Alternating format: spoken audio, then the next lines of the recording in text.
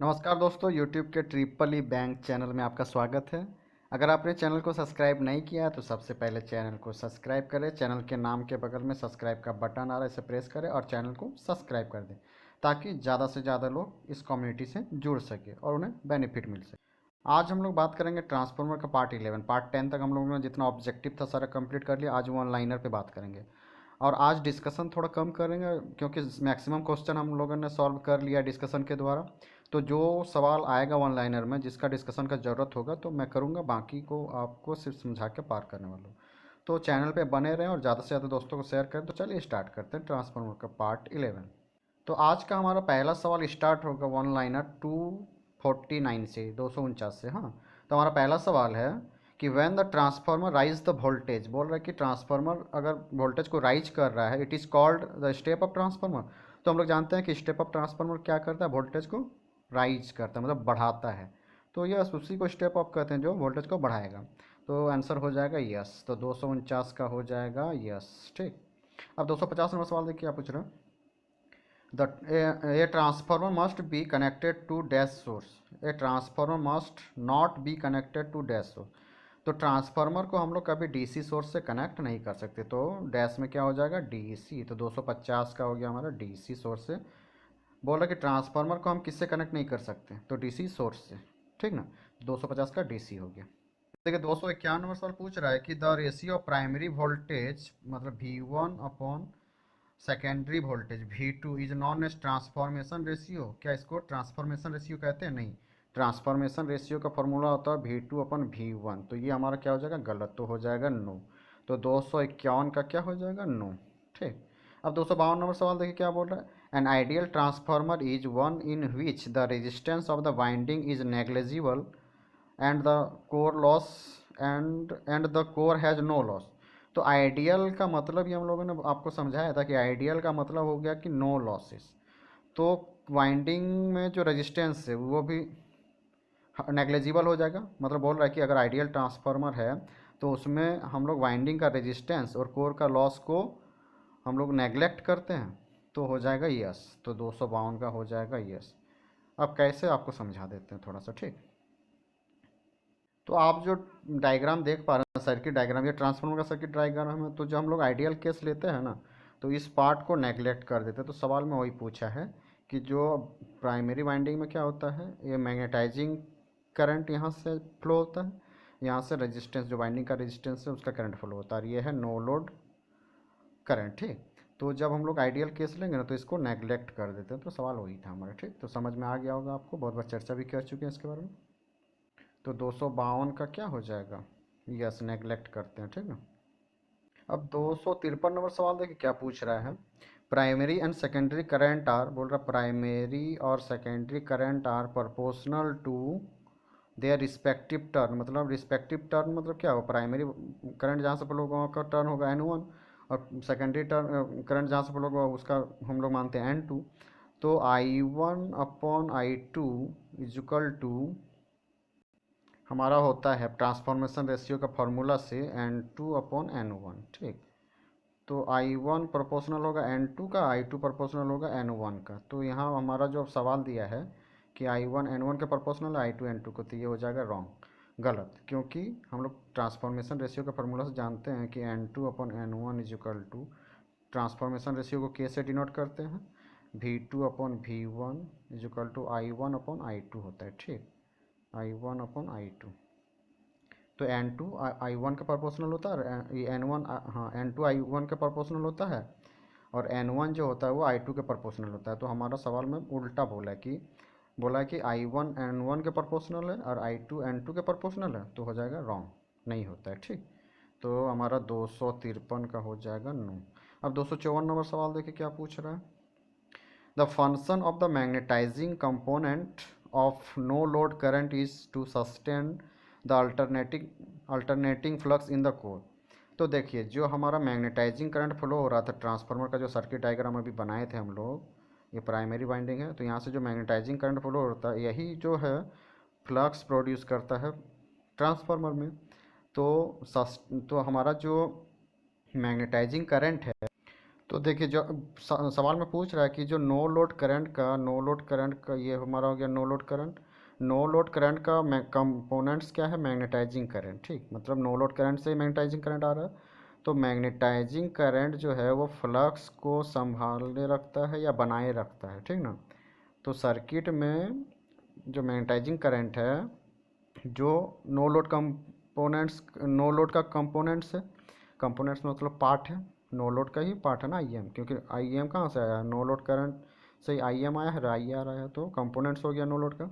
तो ये magnetising current जो है ये सर्किट में फ्लक्स को बनाए रखता है, या ट्रांसफार्मर का कोर में फ्लक्स को बनाए रखता है, तो हो जाएगा हमारा यस, क्योंकि यही जो मैग्नेटाइजिंग करंट है वो हमको क्या देता है, सर्किट में फ्लक्स देता है। तो अगर हमारा ट्रांसफार्मर है तो मैग्नेटाइजिंग करंट कहलाता है, अगर हमारा जनरेटर या मोटर रहता है तो फील्ड करंट कहलाता है, उसको हम लोग आई एफ बोल देते हैं। ये लोग क्या करता है, ये लोग सर्किट में फ्लक्स प्रोवाइड करवाता है, यही वो यही वो इंसान है जो ट्रांसफार्मर को जो फ्लक्स चाहिए वो देता है। जनरेटर और मोटर में फील्ड करंट ही वो इंसान है जो फ्लक्स देता है। इतना आपको समझ में आ गया होगा। तो 254 का आंसर हो जाएगा हमारा, 254 का आंसर क्या हो जाएगा, यस, बनाए रखता है, मतलब फ्लक्स को कौन बनाए रखता है, मैग्नेटाइजिंग कंपोनेंट्स। ठीक, तो 254 का यस हो गया। अब 255 नंबर सवाल देखिए, the no load primary input is practically equal to the iron loss in the transformer. बोल रहा है कि जो सवाल हमारा बोल रहा है कि नो लोड के दौरान ट्रांसफार्मर में जो लॉस होता है वो आयरन लॉस के बराबर होता है। तो देखिए जब हमारा सर्किट में ये प्राइमरी साइड है, ये सेकेंडरी साइड है, तो सेकेंडरी साइड में लोड लगा हुआ नहीं है तो उसको हम लोग नो लोड कंडीशन बोलेंगे। ट्रांसफार्मर का सेकेंडरी साइड है जहाँ पे हम लोग घर में कनेक्शन लेते हैं। ठीक, तो जब हमारा कनेक्शन नहीं है तो ट्रांसफार्मर में ओनली कौन सा लॉस होगा, तो वो हमेशा क्या होगा, कोर लॉस या आयरन लॉस होगा ओनली। ठीक, तो नो लोड के टाइम पे आयरन लॉस होता है, जब हम लोग लोड लगा देते हैं तो आयरन लॉस और कॉपर लॉस दोनों होता है। और आयरन लॉस को हम लोग या कोर आयरन लॉस का नाम ही कोर लॉस है, और कोर लॉस को हम लोग कांस्टेंट लॉस बोलते हैं। मतलब ट्रांसफार्मर में लोड लगाए ना लगाए ये लॉस होता रहेगा। तो हमको सवाल पूछा था कि नो लोड के दौरान जो ट्रांसफार्मर में लॉस होता है वो आयरन लॉस के बराबर होता है, तो हमारा आंसर हो जाएगा यस, क्योंकि नो लोड में ओनली क्या होगा, आयरन लॉस ही होगा। मतलब ट्रांसफार्मर का कोर वगैरह हीटअप होता रहता है तो वहीं से आयरन लॉस आता है, क्योंकि ये वाला करंट तो फ्लो होते रहता है, तो इसका अपना रेजिस्टेंस है। यहाँ पे कॉयल लगा है तो यहाँ मैग्नेटाइजिंग करंट फ्लो हो रहा है, तो इसके वजह से लॉस आता है जिसको हम लोग बोलेंगे कोर लॉस। ठीक, तो कोर के अंदर लॉस होता है। अब तो 255 का हो गया यस। ठीक, अब 256 नंबर सवाल देखिए क्या पूछ रहा है।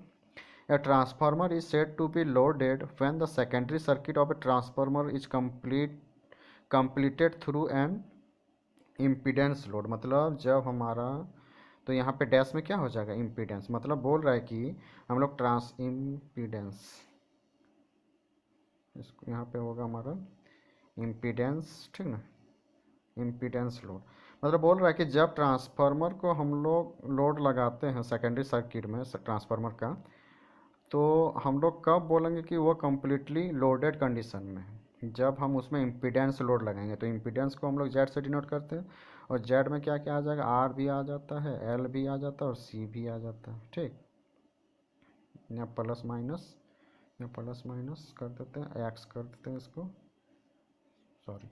देखिए जेड मतलब होता है इम्पीडेंस, आर प्लस माइनस दोनों, मतलब अगर लीडिंग लोड है तो प्लस, कैपेसिटर वाला लोड होगा तो माइनस। ठीक, तो इम्पीडेंस लोड में क्या आ जाएगा, दोनों आ जाएगा।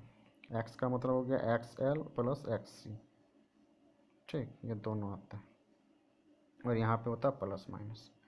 ठीक, तो इम्पीडेंस लोड रहेगा तो हम लोग बोलेंगे ट्रांसफार्मर कम्प्लीटली लोडेड कंडीशन में है। ठीक, तो 256 का हो गया इम्पीडेंस। और 257 नंबर सवाल देखिए क्या पूछ रहा है, magnetic flux can be confined into A design path. बोल रहा है कि मैग्नेटिक फ्लक्स जो है वो डिज़ाइन पाथ के साथ कन्फाइंड करता है, मतलब बहता है। तो हमारा सवाल मतलब बहता है या सीमित रहता है। ठीक ना, मतलब हम लोगों ने जो पाथ डिज़ाइन किया है फ्लक्स को फ्लो करने के लिए, तो मैग्नेटाइजिंग फ्लक्स जो है इसी पाथ में हमारे साथ रहता है, डिजाइन पाथ में ही मतलब सीमित रहता है। तो हमारा हो जाएगा आंसर। देखिए हमारा इसमें क्या आता है कि हमारा जो है लीकेज फ्लक्स भी आता है, तो अगर हम लोग का बोला जा रहा है कि कन्फाइंड पाथ में अगर फ्लक्स बहता है तो फिर लीकेज का केस तो यहाँ आएगा ही नहीं, क्योंकि बोल रहा है कि फ्लक्स का लॉस नहीं हो रहा है। तो ऐसा तो होता नहीं है, लीकेज फ्लक्स भी रहता है, क्योंकि जब फ्लक्स इस पाथ से फ्लो करता है तो कुछ लीकेज भी तो हो जाता है, मतलब दूसरा पाथ को फ्लो कर जाता है। लेकिन हमारा सवाल पूछ रहा है कि क्या इसी पाथ में बहेगा, तो डिफ नहीं, तो हमारा आंसर हो जाएगा 257 का नो।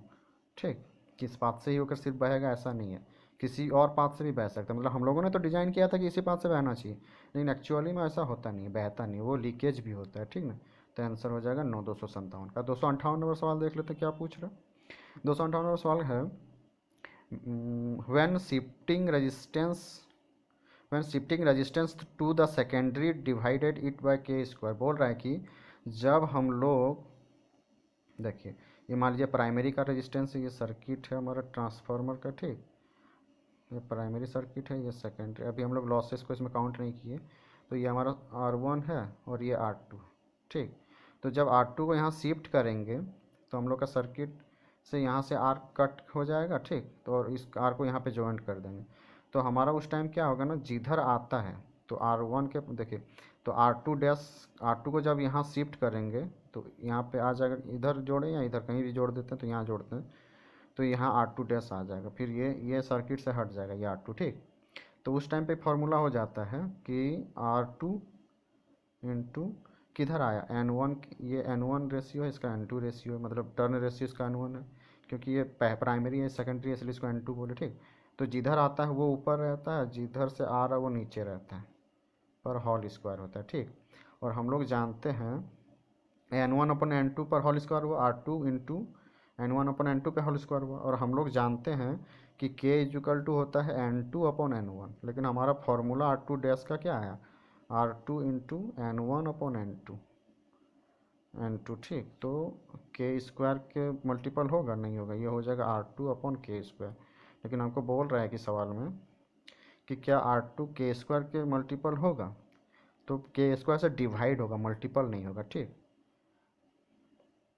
तो ये के स्क्वायर से डिवाइड तब होगा जब प्राइमरी की ओर शिफ्ट करेंगे, लेकिन अगर हम लोग सेकेंडरी साइड में शिफ्ट करेंगे तो के स्क्वायर से मल्टीप्लाई हो जाएगा। मतलब हम लोगों ने केस पढ़ा, जो सवाल में पूछा है उसका अपोजिट केस पढ़ा।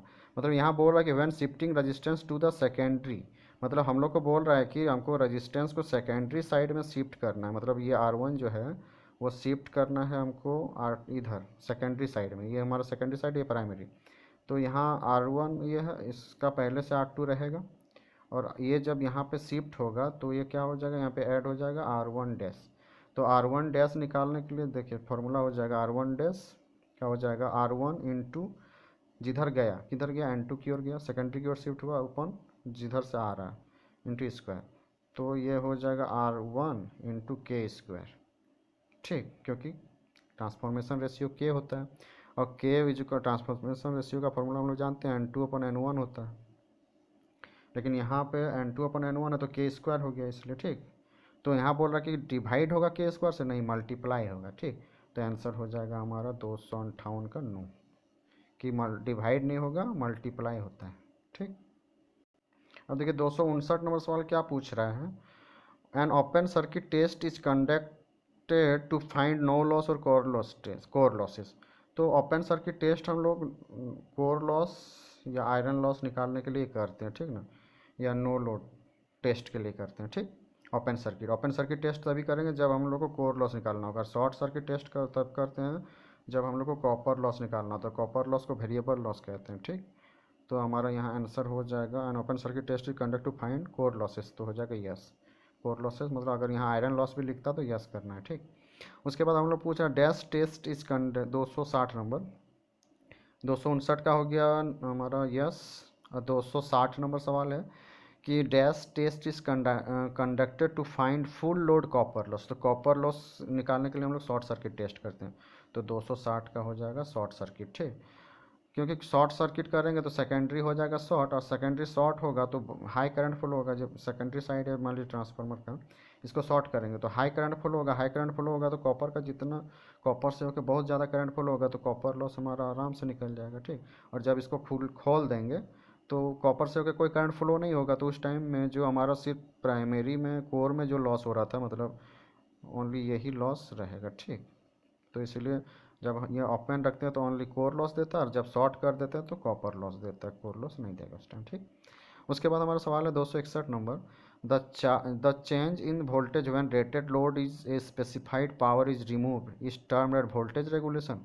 बोल रहा है कि जब हम लोग वोल्टेज में, तो जब हमारा वोल्टेज में मतलब जब हम लोग रेटेड लोड लगाते हैं, 261 नंबर, जब हम लोग रेटेड लोड लगाते हैं तो जो वोल्टेज का चेंजिंग होता है जिस कारण से पावर क्या होता है, रिमूव होता है, मतलब पावर जो है लॉस हो रहा है पावर का, तो उसको हम लोग वोल्टेज रेगुलेशन बोलते हैं। तो वोल्टेज रेगुलेशन का मतलब ही होता है ड्रॉप होना, मतलब जब हम लोग नो लोड से फुल लोड की ओर जाएंगे, मतलब जब हमारा सर्किट में नो लोड लगा हुआ नहीं था उस टाइम जो वोल्टेज था ज़्यादा होगा, और जब हम लोग लोड लगाएंगे तो वोल्टेज का थोड़ा ड्रॉप होगा। तो जितना ड्रॉप हुआ तो पावर क्या होगा, थोड़ा सा रिमूव होता है, मतलब पावर थोड़ा सा घटता है, तो इसी को हम लोग वोल्टेज रेगुलेशन कहते हैं। तो हो जाएगा हमारा 261 का यस। ठीक। अब 262 नंबर सवाल देखिए क्या पूछ रहा है, आयरन और core losses included copper loss and eddy current loss. बोल रहा है कि जो हमारा आयरन लॉस है इसमें दो लॉस होता है, एडी लॉस होता है और हिस्ट्रेसिस होता है, और कॉपर लॉस अलग होता है। आयरन लॉस को कांस्टेंट बोलते हैं, कॉपर को वेरिएबल बोलते हैं। तो हमको सवाल में पूछा है कि आयरन लॉस और core loss are found from short circuit, sorry 261 262 number, iron और core losses included copper loss and eddy current loss. तो एडी करंट लॉस तो इंक्लूड हो रहता है आयरन लॉस में, लेकिन कॉपर लॉस इंक्लूड नहीं रहता है, वहाँ हिस्ट्रेसिस लॉस इंक्लूड रहता है। तो हो जाएगा हमारा 262 का हो जाएगा नो। ठीक। अब 263 नंबर सवाल देखिए क्या पूछ रहा है, आयरन और core losses are found from short circuit test. तो बोल रहा है कि अगर हम लोग शॉर्ट सर्किट करेंगे तो कॉपर लॉस निकलता है, ठीक, जिसको हम लोग वेरिएबल लॉस बोलते हैं। और जब हम लोग ओपन सर्किट करते हैं तो शॉर्ट सर्किट में क्या होगा, कॉपर लॉस निकलता है। ठीक।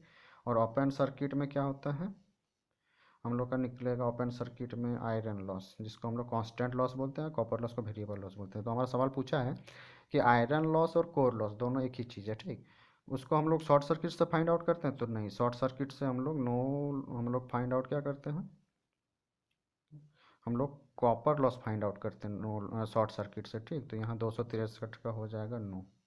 अब 264 नंबर सवाल देखिए क्या पूछ रहा है, the efficiency of a transformer at a particular load and power factor is defined as the ratio power output to power input. तो देखिए एफिशिएंसी का फॉर्मूला होता है आउटपुट अपॉन इनपुट, को ही हम लोग एफिशिएंसी बोलते हैं। ठीक। तो हमारा सवाल बोल रहा है कि जो ट्रांसफार्मर का एफिशिएंसी का जो फॉर्मूला है पार्टिकुलर लोड के लिए और पावर फैक्टर के लिए, वो होता है, रेशियो होता है output power to the input power, मतलब आउटपुट में जितना पावर दिए, पावर आया, और इनपुट में जितना हम लोग दिए, तो दोनों का जो रेशियो है output power upon input power का रेशियो ही एफिशिएंसी होता है एट ए पार्टिकुलर लोड और पार्टिकुलर पावर फैक्टर के लिए। ठीक। तो आंसर हो जाएगा यस, 264 का हो जाएगा यस।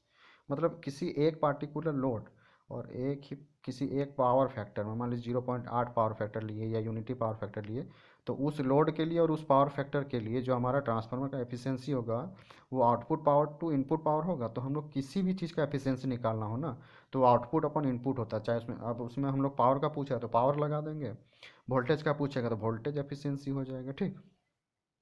उसके बाद देखिए हमारा 265 नंबर सवाल पूछ रहा है, copper loss copper loss equal to dash losses in the condition for maximum efficiency of a transformer.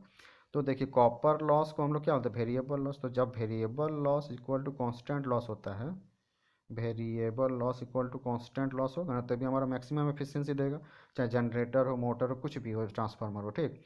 तो वेरिएबल लॉस को कॉपर लॉस बोलते हैं और कांस्टेंट लॉस को आयरन लॉस बोलते हैं। तो हमारा कॉपर लॉस इक्वल टू जब आयरन लॉस होगा तब हमको मैक्सिमम एफिशिएंसी देगा ट्रांसफार्मर। तो 265 का क्या हो जाएगा, आयरन लॉस डैश में आयरन लॉस। ठीक।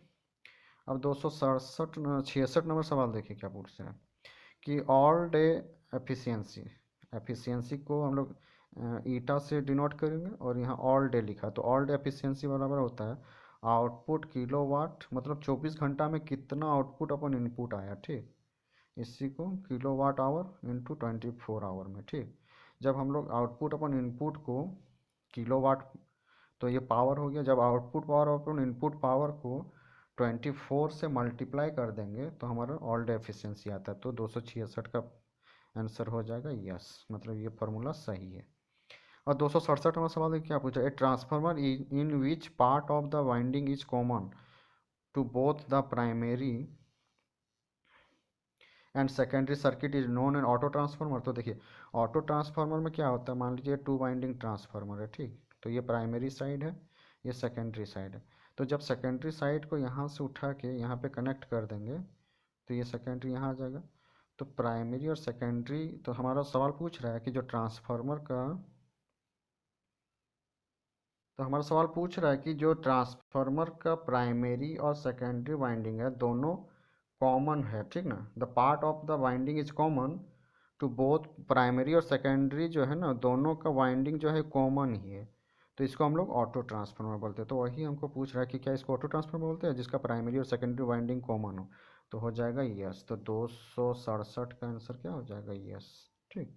अब 268 नंबर सवाल देखिए क्या पूछ रहा है, the delta delta connection is, इसको हम लोग डेल्टा बोलते हैं, ठीक, और इसको हम लोग स्टार बोलते हैं, और अगर ऐसा रहे तो इसको अप एंड डेल्टा बोलते हैं। ये तीनों चीज़ लिख लीजिए कॉपी में, ठीक। ये अप एंड डेल्टा है, ये हमारा डेल्टा डेल्टा कनेक्शन है, और ये हमारा स्टार स्टार कनेक्शन होता है, ठीक, मतलब सिंबल।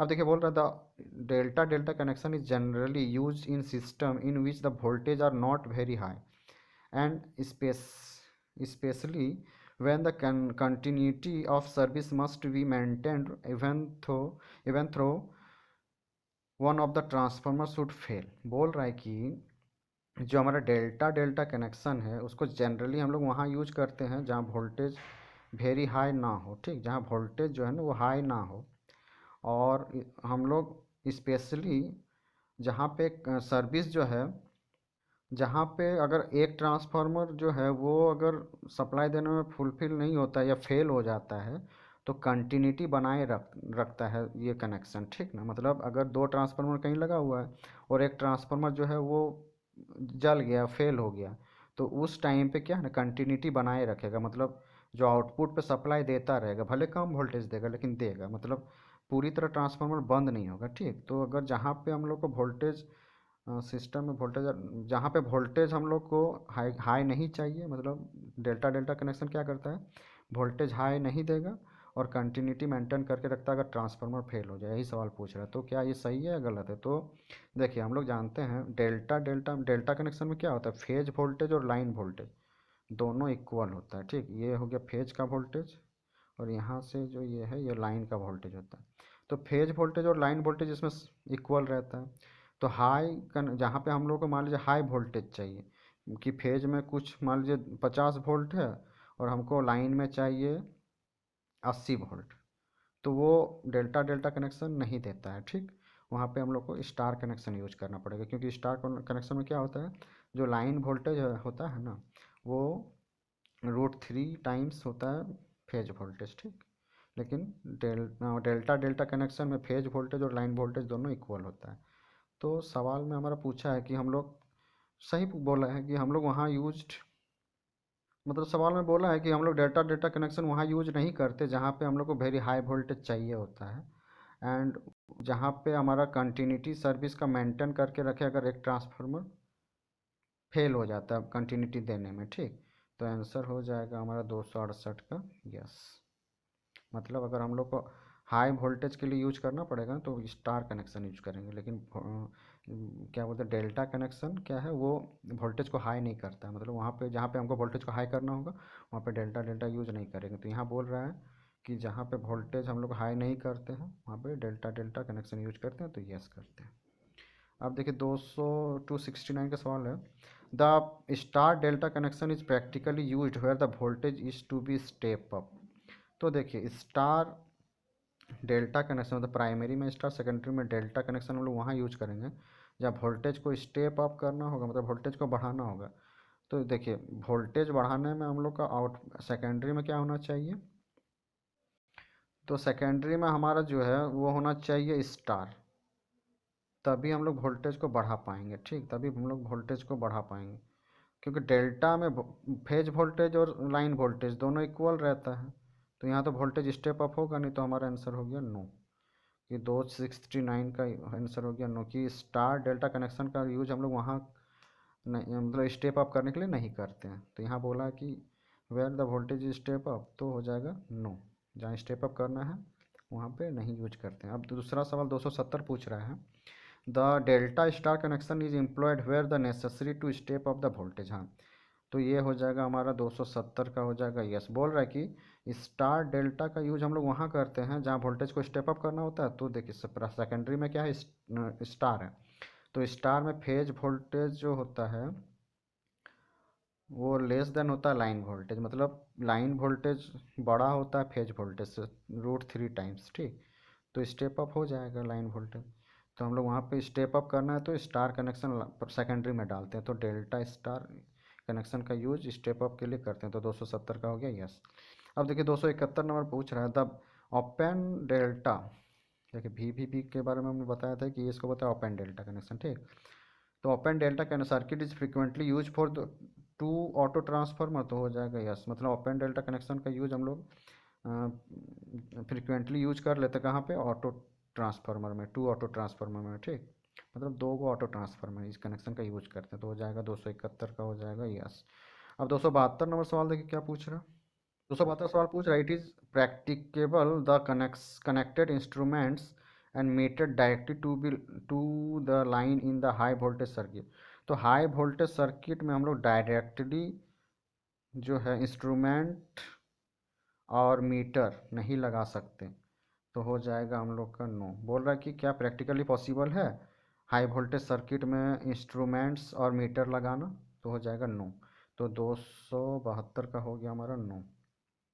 अब 273 नंबर सवाल पूछ रहा है, a potential transformer is a step down transformer used, a potential transformer is a step down transformer used along with a low range voltmeter for measuring a high voltage. तो देखिए जहाँ जिस circuit में voltage high है वहाँ पे हम लोग प्रैक्टिकली जो है ना छोटा मोटा मीटर जो होता है वोल्टेज नापने के लिए नहीं लगाते, वहाँ पे हम लोग डायरेक्ट PT लगा देते हैं, पोटेंशियल ट्रांसफार्मर, उस सर्किट का वोल्टेज को मेजर करने के लिए, क्योंकि हाई रेटिंग का हमारे पास वोल्टमीटर वगैरह नहीं होता है, तो उस के लिए हम हाई रेटिंग होगा वोल्टेज का तो वहाँ पे हम लोग पोटेंशियल यूज करेंगे। तो वही पूछ रहा सवाल में कि हम लोग पोटेंशियल ट्रांसफार्मर का स्टेप डाउन ट्रांसफार्मर में यूज करते हैं लो रेंज वोल्टमीटर के साथ हाई वोल्टेज को मेजर करने के लिए, तो होगा यस। तो हमारा 273 का हो गया आंसर यस। अब 274 नंबर सवाल पूछ रहा है कि the current transformer ratio is not equal to the ratio of secondary to primary turns, secondary to primary turns current transformer, the current transformer ratio is not equal to, जो current transformer का ratio होता है वो equal नहीं होता है the ratio of secondary to primary turns mainly because of the effect of the magnetising current. बोल रहा है कि जो हमारा करंट ट्रांसफार्मर CT का जो रेशियो है ना वो N2/N1 नहीं होता है, ठीक। क्यों, क्योंकि ड्यू टू मैग्नेटाइजिंग करंट का इफेक्ट के कारण, जो मैग्नेटाइजिंग करंट जिसके कारण से फ्लक्स आ रहा है इसके इफेक्ट के कारण जो है ना CT का जो है रेशियो N2/N1 के इक्वल नहीं होता। तो क्या सही है या गलत, तो ये सही है कि मैग्नेटाइजिंग करंट के इफेक्ट के कारण ही CT का रेशियो N2/N1 के इक्वल नहीं होता है, ठीक। तो हो जाएगा यस। तो 274 का हो गया यस। अब 275 नंबर सवाल देखिए क्या पूछ रहा है। 275 नंबर सवाल पूछ रहा है कि greater the leakage flux dash will be the voltage regulation. तो जितना ज़्यादा लीकेज फ्लक्स होगा ना उतना ज़्यादा वोल्टेज रेगुलेशन होगा, इंक्रीज होगा, ठीक। तो मोर द वोल्टेज, यहाँ पे हो जाएगा मोर द वोल्टेज रेगुलेशन, ठीक। मतलब लीकेज फ्लक्स अगर ज़्यादा होगा तो हमारा लीकेज फ्लक्स ज़्यादा होगा तो ड्रॉप भी ज़्यादा होने लगेगा, मतलब लॉस भी ज़्यादा होने लगेगा, लॉस ज़्यादा होगा तो ड्रॉप ज़्यादा होगा, मतलब जितना इनपुट पे दे रहे हैं उतना आउटपुट पे नहीं जा पा रहा है। अब लॉस का मतलब ड्रॉप का मतलब ये होता है वोल्टेज का ड्रॉप हुआ ना वोल्टेज का रेगुलेशन इंक्रीज होने लगेगा, और हम लोग हमेशा चाहते हैं वोल्टेज रेगुलेशन लो हो, ठीक। तो यहाँ पे 275 का मोड। तो आज इतना ही रखते हैं, नेक्स्ट पार्ट में आगे कंटिन्यू करेंगे। So thanks for watching. अगर अपने चैनल को सब्सक्राइब नहीं किया तो प्लीज़ प्लीज़ प्लीज़ चैनल को सब्सक्राइब कर दें और ज़्यादा से ज़्यादा लोगों में शेयर करें ताकि ज़्यादा से ज़्यादा लोग इस चैनल से जुड़ सके और सभी को बेनिफिट मिल सके। Thank you for watching.